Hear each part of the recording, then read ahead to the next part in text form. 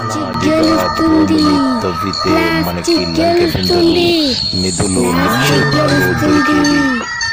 అతి త్వరలో మనమే వెనుక భూమిని తవ్వితే దొరికే నిక్షేపాలు కావు, ప్లాస్టిక్ మాత్రమే దొరుకుతుంది.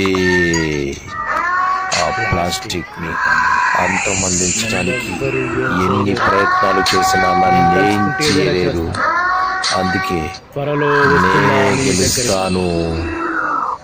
నేనే గెలుస్తాను, నిన్ను విడువను.